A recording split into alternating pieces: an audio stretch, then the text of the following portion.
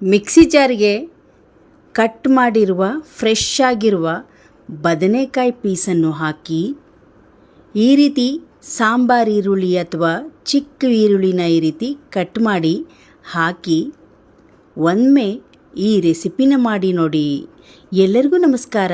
ನಮ್ಮ ಚಾನಲ್ಗೆ ನಿಮ್ಮೆಲ್ಲರಿಗೂ ಆತ್ಮೀಯವಾದ ಸುಸ್ವಾಗತ. ನಾನಿವತ್ತು ಒಂದು ಡಿಫ್ರೆಂಟ್ ಆಗಿರುವ ಹೊಸ ರೆಸಿಪಿನ ತೋರಿಸ್ತಾ ಇದ್ದೀನಿ. ನಾನಿಲ್ಲಿ ಬದನೆಕಾಯಿಯ ತೊವೆಯನ್ನು ಮಾಡ್ತಾಯಿದ್ದೀನಿ. ಈ ರೀತಿ ಬಿಳಿ ಬದನೆಕಾಯಿ ತಗೊಂಡು ಸಣ್ಣದಾಗಿ ಕಟ್ ಮಾಡಿ ನೋಡಿ, ಉಪ್ಪನ್ನು ಹಾಕಿ ಚೆನ್ನಾಗಿ ನೀರಲ್ಲಿ ಈ ರೀತಿ ನೆನೆಸ್ಕೊಂಡಿದ್ದೀನಿ. ಈ ರೀತಿ ಉಪ್ಪನ್ನು ಹಾಕಿ ನೆನೆಸ್ಕೊಳ್ಳೋದ್ರಿಂದ ಸ್ವಲ್ಪ ಕಪ್ಪಾಗಿರೋದು ಬಿಳಿಯಾಗಿರುತ್ತೆ ಬದನೆಕಾಯಿ. ಇದನ್ನು ಪಕ್ಕದಲ್ಲಿ ಇಟ್ಕೊಳ್ಳೋಣ. ಇದಕ್ಕೆ ಸಾಂಬಾರು ಈರುಳ್ಳಿ ಅಥವಾ ಸಣ್ಣದಾಗಿ ಈರುಳ್ಳಿ ಸಿಪ್ಪೆ ತೆಗೆದು ಕಟ್ ಮಾಡಿ ಇಟ್ಕೊಂಡಿದ್ದೀನಿ. ಈಗ ಬನ್ನಿ ಶುರು ಮಾಡೋಣ. ಈಗ ಒಂದು ಕಡಾಯಿ ತಗೊಂಡು ಅದಕ್ಕೆ 2-3 ಚಮಚದಷ್ಟು ಎಣ್ಣೆ ಹಾಕ್ಕೊಳ್ತಾ ಇದ್ದೀನಿ. 1 ಚಮಚದಷ್ಟು ಧನಿಯಾ ಕಾಳನ್ನು ಹಾಕ್ಕೊಂಡು ಎಣ್ಣೆ ಜಾಸ್ತಿ ಹಾಕಿ ಫ್ರೈ ಮಾಡಿ 1 ಚಮಚದಷ್ಟು ಕಡಲೆಬೇಳೆ, 1 ಚಮಚದಷ್ಟು ತೊಗರಿಬೇಳೆ, 1 ಚಮಚದಷ್ಟು ಉದ್ದಿನ ಬೇಳೆಯನ್ನು ಹಾಕಿದ್ದೀನಿ. ಹಾಗೆ 1 ಚಮಚದಷ್ಟು ಜೀರಿಗೆ, ಒಂದು 10 ಕಾಳಷ್ಟು ಮೆಂತ್ಯ ಕಾಳು, 4-5 ಬ್ಯಾಡಗಿ ಮೆಣಸನ್ನು ಹಾಕಿ ಎಣ್ಣೆಲ್ಲೇ ಚೆನ್ನಾಗಿ ಫ್ರೈ ಮಾಡಿಕೊಳ್ಬೇಕು. ಎಣ್ಣೆ ಜಾಸ್ತಿಯಲ್ಲಿ ಫ್ರೈ ಮಾಡಿದರೆ ಇದು ಸ್ವಲ್ಪ ರೋಸ್ಟ್ ಆಗುತ್ತೆ. ಅದನ್ನು ತೆಗೆದಿಟ್ಕೊಂಡು ಅದೇ ಬಾಣಲೆಗೆ ಈಗ ಈರುಳ್ಳಿ ಹಾಕ್ಕೊಳ್ತಾ ಇದ್ದೀನಿ. ಈರುಳ್ಳಿನ ಈ ರೀತಿಯಾಗಿ ಚಿಕ್ಕದಾಗಿರಬೇಕು. ಸಾಂಬಾರು ಈರುಳ್ಳಿ ತೊಗೊಂಡ್ರೆ ಚೆನ್ನಾಗಿರುತ್ತೆ, ಇಲ್ಲ ಅಂದರೆ ನಾರ್ಮಲ್ ಈರುಳ್ಳಿನ ಸಣ್ಣದಾಗಿರಬೇಕು. ಇದಕ್ಕೆ ಸ್ವಲ್ಪ ಕಲ್ಲುಪ್ಪನ್ನು ಹಾಕಿ ಚೆನ್ನಾಗಿ ಫ್ರೈ ಮಾಡ್ಕೊಳ್ತಾ ಇದ್ದೀನಿ. ಬೇಗ ಬೆಂದುಬಿಡುತ್ತೆ ಅಂತ ಕಲ್ಲುಪ್ಪನ್ನು ಹಾಕ್ಕೊಳ್ತಾ ಇದ್ದೀನಿ. ಈಗ ನೋಡಿ, ಒಂದು 3/4% ಇದು ಚೆನ್ನಾಗಿ ಬೆಂದಿದೆ. ಈ ಸಮಯದಲ್ಲಿ ನಾವು ಕಟ್ ಮಾಡಿಕೊಂಡಿರುವ ಈ ಬದನೆಕಾಯಿ ಪೀಸನ್ನು ಹಾಕ್ಕೊಳ್ಳೋಣ. ಇದು ಒಂದು ಡಿಫ್ರೆಂಟಾಗಿ ಮಾಡುವಂತಹ ತೊಕ್ಕು ಅಂತಲೇ ಹೇಳ್ಬೋದು, ತೊವೆ ಅಂತಲೇ ಹೇಳ್ಬೋದು. ನೋಡಿ, ಇವಾಗ ಇದನ್ನು ಈಗ ಚೆನ್ನಾಗಿ ಮಿಕ್ಸ್ ಮಾಡ್ಕೊಳ್ತಾ ಇದ್ದೀನಿ. ಬದನೆಕಾಯಿ ಹಾಕಿರುವ ಈರುಳ್ಳಿ ಚೆನ್ನಾಗಿ ಬೆಂದು ಬಿಡಬೇಕು.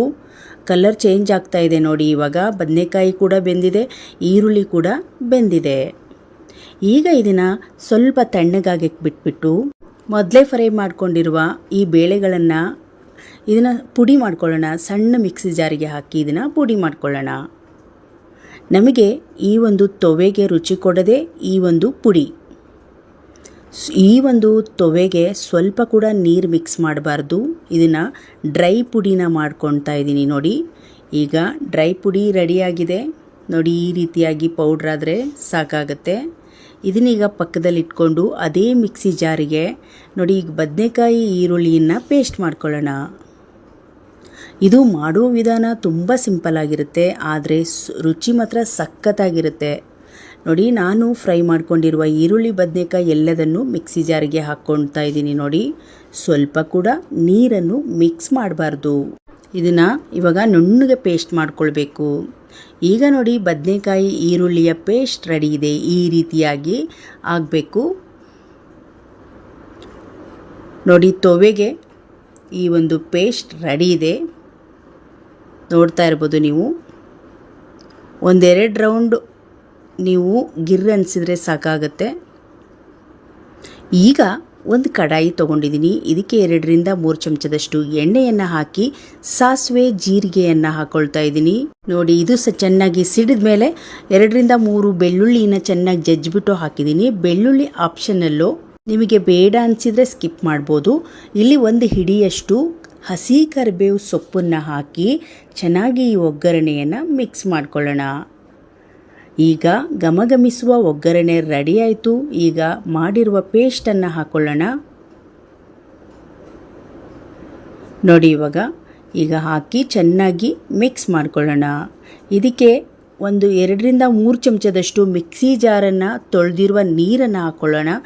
ಜಾಸ್ತಿ ನೀರನ್ನು ಹಾಕ್ಕೊಳ್ಳೋಕೆ ಹೋಗಬಾರ್ದು ನೋಡಿ. ಸ್ವಲ್ಪ ಈ ಜಾರನ್ನು ತೊಳೆದಿರುವ ನೀರನ್ನು ಹಾಕಿದರೆ ಸಾಕಾಗುತ್ತೆ. ಈಗ ಇದನ್ನು ಚೆನ್ನಾಗಿ ಮಿಕ್ಸ್ ಮಾಡ್ತಾ ಸ್ವಲ್ಪ ಡ್ರೈ ಆದ ತಕ್ಷಣ ಈಗ ನಾವು ಮಾಡಿಟ್ಟಿರುವ ಪೌಡರನ್ನು ಹಾಕ್ಕೊಳ್ತಾ ಇದ್ದೀನಿ. ಬೇಳೆ ಪುಡಿ ಏನಿತ್ತು ಅದನ್ನು ಹಾಕ್ಕೊಳ್ತಾ ಇದ್ದೀನಿ. ಈಗ ಹಾಕ್ಬಿಟ್ಟು ಚೆನ್ನಾಗಿ ಇದರಲ್ಲಿರುವ ನೀರಿನಂಶ ಹೋಗೋವರೆಗೂ ಇದನ್ನು ಚೆನ್ನಾಗಿ ಫ್ರೈ ಮಾಡಬೇಕು. ನಾವಿದನ್ನು ಮಿಕ್ಸ್ ಮಾಡ್ತಾನೆ ಗೊತ್ತಾಗುತ್ತೆ, ನೀಟಾಗಿ ಇದು ಬಿಟ್ಕೊಳ್ಳುತ್ತೆ. ನೋಡಿ, ಸ್ವಲ್ಪ ಎಣ್ಣೆ ಈ ರೀತಿ ತಳ ಬಿಟ್ಕೊಳ್ತು ಅನ್ನುವಷ್ಟರಲ್ಲಿ ನಾವು ಕೈಗೆ ಅಂಟೋದಿಲ್ಲ ಈ ಒಂದು ತೊಕ್ಕು. ಇನ್ನೊಂದು ಸ್ವಲ್ಪ ರುಚಿಗೆ ಉಪ್ಪನ್ನು ನೋಡ್ಕೊಳ್ಳೋಣ. ನಂತರ ಇದನ್ನು ಇನ್ನೊಂದು ಸಲ ಮಿಕ್ಸನ್ನು ಮಾಡಿ ಚೆನ್ನಾಗಿ. ನಿಮಗೆ ಬೆಲ್ಲ ಬೇಕು ಅನಿಸಿದರೆ ಸ್ವಲ್ಪ ಬೆಲ್ಲವನ್ನು ಹಾಕ್ಕೊಳ್ಬೋದು. ನೋಡಿ, ಇವಾಗ ತಳ ನೀಟಾಗಿ ಬಿಟ್ಕೊಳ್ತಾ ಇದೆ. ಈಗ ತೊಕ್ಕು ರೆಡಿ ಇದೆ. ಈಗ ಇದನ್ನು ಒಂದು ಪ್ಲೇಟಿಗೆ ಹಾಕ್ಕೊಳ್ಳೋಣ. ತುಂಬ ರುಚಿಕರವಾಗಿರುವ ಈ ಒಂದು ಬದನೆಕಾಯಿ ಈರುಳ್ಳಿಯ ತೊಕ್ಕು ರೆಡಿ ಆಯಿತು. ಇದನ್ನು ಅನ್ನಕ್ಕೆ ಚೆನ್ನಾಗಿರುತ್ತೆ, ಚಪಾತಿಗೆ ಚೆನ್ನಾಗಿರುತ್ತೆ, ಅಕ್ಕಿ ರೊಟ್ಟಿಗೆ ಚೆನ್ನಾಗಿರುತ್ತೆ. ಒಮ್ಮೆ ಈ ಡಿಫ್ರೆಂಟಾಗಿರುವ ರುಚಿನ ನೀವು ಟ್ರೈ ಮಾಡಿ ನೋಡಿ.